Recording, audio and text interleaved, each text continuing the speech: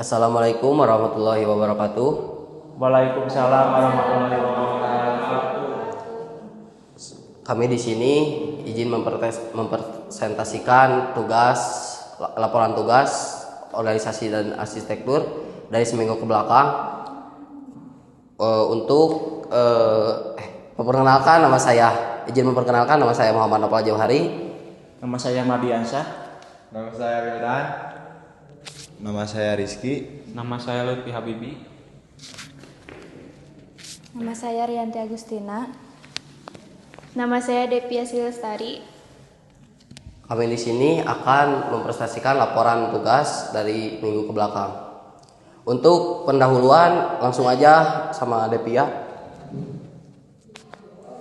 Untuk pendahuluannya yaitu Internet of Things atau IoT, yaitu konsep di mana objek sehari-hari terhubung ke dalam internet dan dapat saling berkomunikasi. Menurut Jensen, pada tahun 2013 dalam Tokopedia, IoT bertujuan memperluas manfaat konektivitas internet secara terus-menerus, sehingga perangkat dapat berbagi data dan dikendalikannya dengan jarak jauh. Contohnya yaitu seperti mengatur lampu, kipas, dan perangkat rumah lainnya yang terhubung dengan jaringan.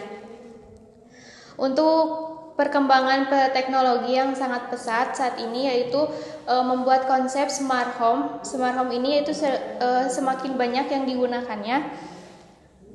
Smart home yaitu untuk pengaturan atau pengendalian perangkat rumah secara otomatis melalui smartphone, sehingga aktivitas seperti mengatur lampu, membuka pintu secara otomatis atau memonitor kondisi rumah dapat dilakukan lebih mudah dan praktis. Untuk mempersingkat waktu langsung aja ke tujuannya. Tujuan penelitian: merancang prototipe sistem kontrol dan automasi rumah berbasis IoT secara minimalis. Membuat prototipe sederhana sistem kontrol dan automasi rumah berbasis IoT. Mengembangkan aplikasi atau sistem penghubung antara perangkat automasi dan pengguna. Langsung saja ke pemateri 1, Bapak Mardiansyah. Izin menjelaskan, di sini saya akan menjelaskan cara kerja dan alat-alat yang kami gunakan untuk IoT pintu otomatis. Pertama, sensor ultrasonik yang digunakan untuk mengukur jarak. Kedua, motor servo untuk menggerakkan pintunya. Ketiga, Arduino Uno untuk menyuplaikan daya dan sistem. Cara kerjanya juga, pertama, power supply yaitu baterai kecil yang ada di Arduino akan menyala. Setelah itu Arduino tersebut setelah kita coding akan mengirimkan lewat sensor ultrasonik untuk mengirimkan gelombang suara yang diterima oleh pantulan gelombang dari objek yang dekat dari tersebut. Bila itu bisa berjalan, maka pintu tersebut akan terbuka, bila tidak maka tertutup. Langsung aja ke pemateri 2, Wildan. Untuk selanjutnya ada sensor ultrasonik. Sensor ultrasonik berfungsi untuk mengukur jarak menggunakan gelombang suara berfrekuensi tinggi. Sensor ini terdiri dari pemancar dan penerima. Keduanya menggunakan kristal piezoelektrik untuk menghasilkan dan menerima gelombang ultrasonik. Sensor ini sering digunakan pada robotika untuk mendeteksi hambatan dan menghindari tabrakan. Dan selanjutnya sensor suara. Sensor suara mendeteksi tingkat intensitas suara di lingkungan dengan mengubah gelombang suara menjadi sinyal listrik. Sensor ini terdiri dari mikrofon untuk menangkap suara, preamplifier untuk memperkuat sinyal, dan rangkaian pengubah untuk menghasilkan sinyal analog yang dapat dibaca oleh microcontroller. Oke, di sini saya akan menjelaskan tentang Arduino. Di sini juga ada beberapa tipe Arduino, tapi kita menggunakan Arduino Uno.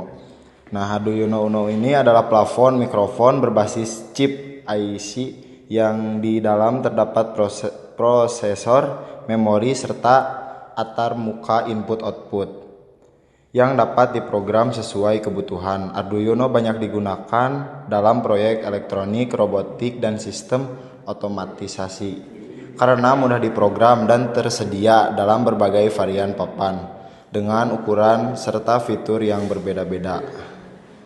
Nah, terus alat satu lagi adalah motor servo. Motor servo adalah motor DC dengan sistem kontrol tertutup yang memungkinkan pengaturan posisi secara presisi.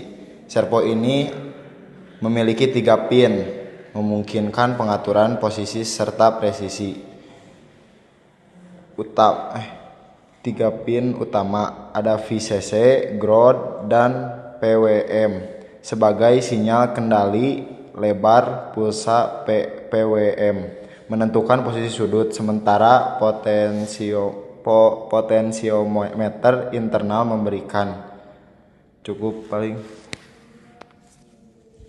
Kesimpulan dari kelompok kami yaitu pintu otomatis berbasis Arduino, sensor infrasonik, dan servomotor menunjukkan bahwa sistem ini mampu mendeteksi objek dan penggerakan pintu secara otomatis dengan respon yang cukup cepat dan akurat, sehingga meningkatkan kenyamanan dan efisien. Untuk mengembangkan ke depan, sistem dapat ditingkatkan dengan penambahan fitur keamanan seperti sensor kartu, penggunaan servomotor dengan torsi lebih besar untuk pintu berat, serta optimalisasi konsumsi daya dan algoritma pemrosesan agar sistem lebih responsif dan handal dalam berbagai kondisi lingkungan.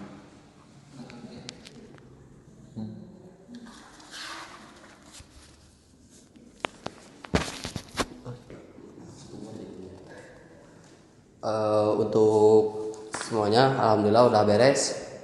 Maaf bila ada kekurangan. Kumur-kumur dikunyah. Assalamualaikum semuanya.